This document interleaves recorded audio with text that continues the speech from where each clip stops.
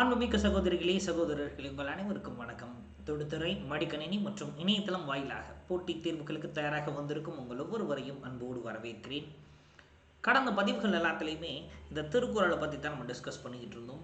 அதிலும் குறிப்பாக இதற்கு முன்னாடி டிஎன்பிஎஸ்சியில் கேட்ட அசல் வினாத்தாள்களை எடுத்து எப்படிலாம் கொஷின் திருக்குறள்லேருந்து கேட்டிருக்கிறாங்க, அதுக்கு நம்ம எப்படிலாம் ஆன்சர் பண்ணணும், ஒருவேளை நமக்கு தெரியாத கொஷின் கேட்டாலும் எப்படி ஆன்சர் பண்ணணும் அப்படின்றத நம்ம பார்த்துக்கிட்டு இருந்தோம். அந்த வரிசையில் இப்போ இந்த செஷனில் நம்ம டிஸ்கஸ் பண்ண போகிற கொஷின் இதுதான். Whom does Valluvar call a fool though he is learned and scholarly? அருமையான கேள்வி. இந்த மாதிரிலாம் எதிர்மறையாக கேட்கக்கூடியது வள்ளுவரால் மட்டும்தான் முடியும். பாருங்க, பல கற்றும் அறிவிலாதார் என வள்ளுவர் யாரை சற்றுகிறார். பல கற்றும் நிறையா கற்றுக்கிட்டான், நிறையா தெரியும், ஆனால் அவன் அறிவே இல்லாதவன்.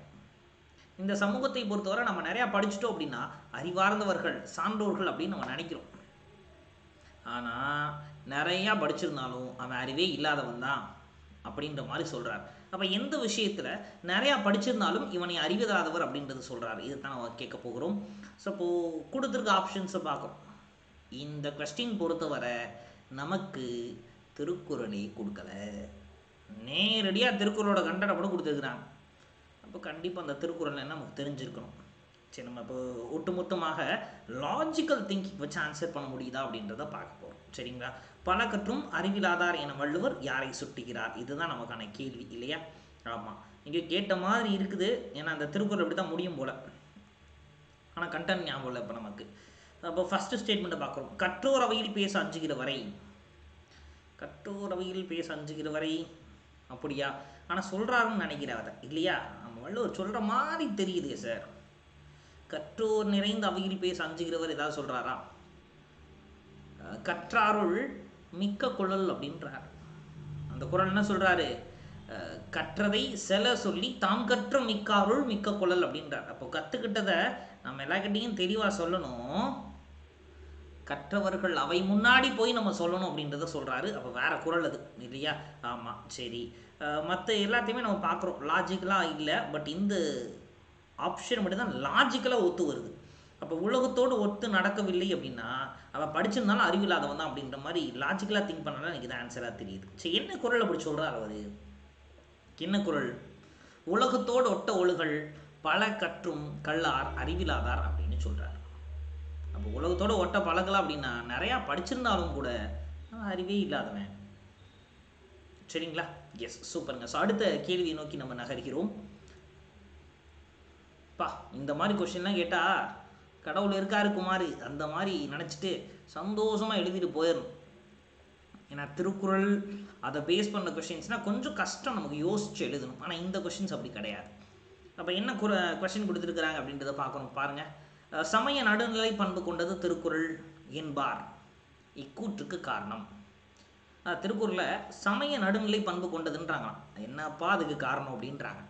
எல்லா சமயத்தவரும் இது எம் நூல் என்றும் கூறும் சிறப்பு பெற்றதால். ஆமாம், எல்லா மதத்திலுமே நல்ல கருத்தை தான் சொல்லியிருக்க போகிறாங்க இல்லையா? ஆமாம், எல்லா மதங்களும் நன்மையான கருத்துக்களை தான் சொல்லுது. இந்த அகிம்சை சத்தியாகிரகம் இதை தான் சொல்லுது.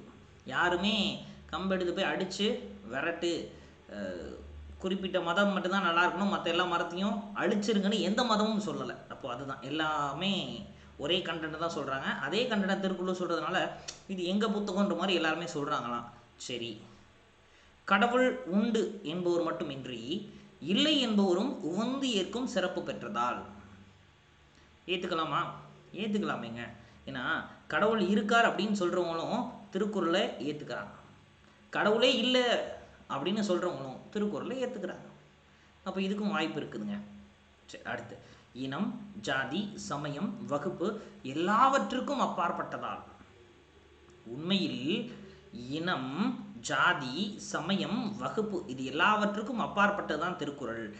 1330 குறள் சொன்ன வள்ளுவர் ஒரு இடத்துல கூட தான் எந்த சமயம், தான் எந்த ஜாதி, தான் எந்த வகுப்பு, இதை எந்த இடத்துல அவர் பதிவு பண்ணல.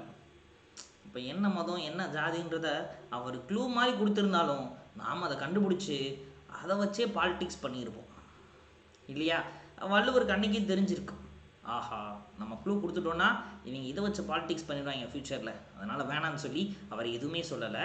மாறாக எல்லா ஜாதி, எல்லா மதம், எல்லா மனிதருக்கும் தேவையான கருத்துக்களை வள்ளுவம் சொல்கிறது இல்லையா? ரைட், அதையும் ஏற்றுக்க போகிறோம்.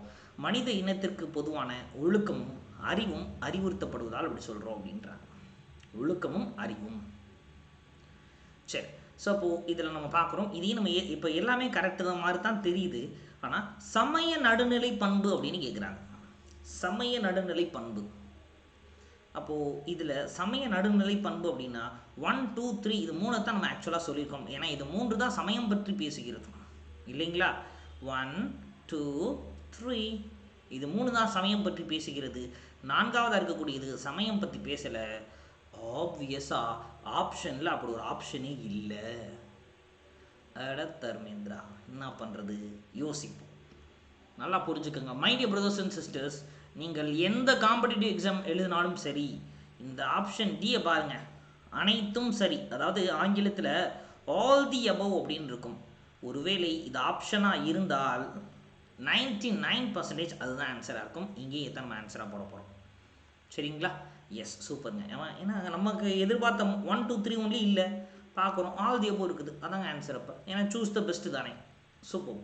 மேலும் இது போன்ற டிஎன்பிசி ரிலேட்டடாக திருக்குறள் பற்றின இன்ட்ரெஸ்டிங் ஃபேக்ட்ஸ், ப்ரீவியஸ் கொஸ்டின்ஸ் எல்லாத்தையுமே நாம் இந்த சேனல் வழியாக டிஸ்கஸ் பண்ணுவோம். நன்றி.